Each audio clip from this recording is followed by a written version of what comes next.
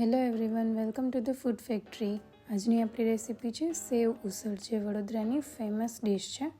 તો એકદમ જ સરળ રીતથી આપણે લીલા વટાણાથી બનાવશું સેવ ઉસળ. તો ચલો સ્ટાર્ટ કરીએ.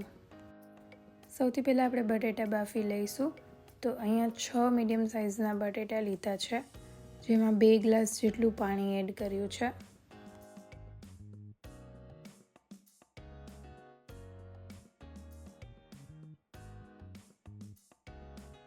ત્યારબાદ 1 ચમચી જેટલું નમક એડ કરી અને આપણે બટેટાને બાફી લેશું.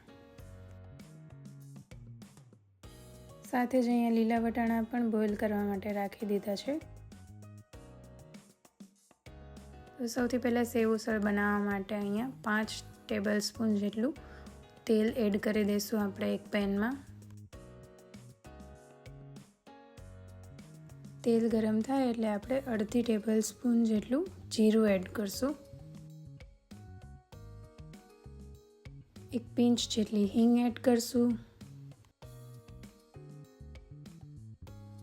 ત્યારબાદ મેં અહીંયા 1 ટેબલ સ્પૂન જેટલી આદુ મરચાંની પેસ્ટ લીધી છે, તો એ એડ કરશું આપણે. 2 મીડિયમ સાઇઝની ડુંગળી લઈ અને તેની પેસ્ટ બનાવીને રેડી કરી હતી, એ એડ કરશું આપણે અને તેને સારી રીતે મિક્સ કરી અને કૂક થવા દેશું.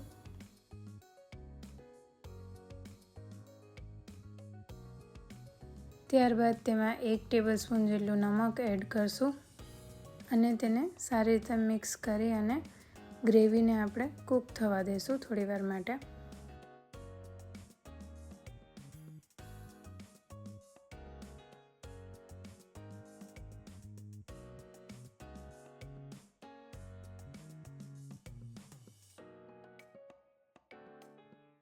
ગ્રેવી કૂક થઈ ગઈ છે, તો હવે આપણે તેમાં ટમેટાની ગ્રેવી એડ કરશું. તો અહીંયા 6 થી 7 મીડિયમ સાઇઝના ટમેટાની ગ્રેવી રેડી કરીને રાખી હતી, આપણે એડ કરશું અને સારી રીતે મિક્સ કરી લઈશું અને ગ્રેવીને કૂક થવા દેશું.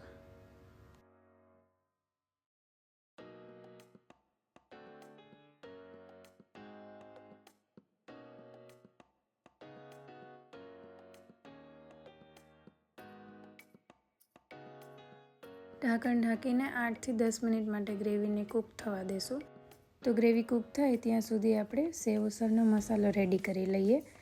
મસાલો આપણે એમનેમ નથી એડ કરવાનો, એમાં પાણી મિક્સ કરી અને આપણે એડ કરવાનો છે, જેથી તેના લમ્પ્સ ના રહે.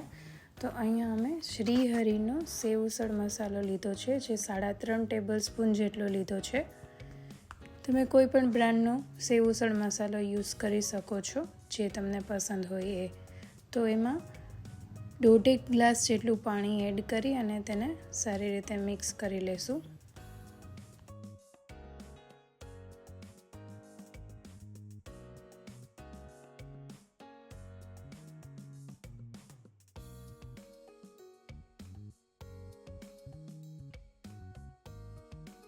તો ચલો આપણે ગ્રેવી ચેક કરી લઈએ. ગ્રેવી એકદમ જ ફાઇન કૂક થઈ ગઈ છે, સાઇડ્સમાંથી તેલ પણ છૂટું પડી ગયું છે.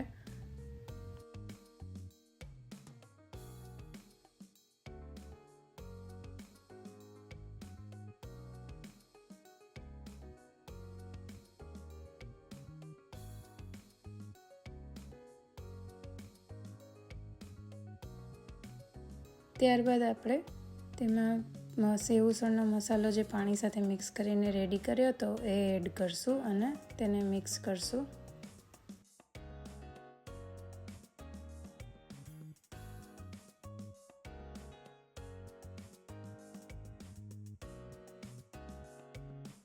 એકાદ 2 મિનિટ જેવું પાણી ઉકળે એટલે આપણે તેમાં બાફેલા બટેકા એડ કરશું.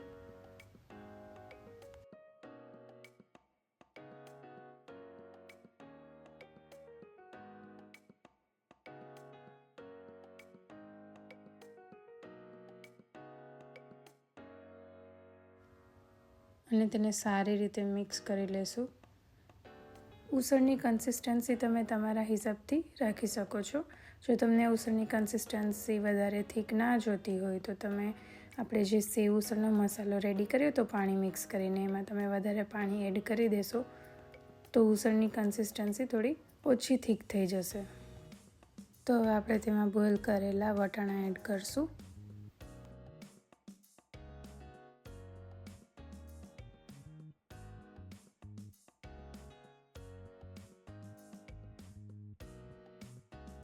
તો હવે થોડું મિક્સ કરી અને ઉસળને 4-5 મિનિટ માટે આપણે ઢાંકી અને કૂક કરી લઈશું.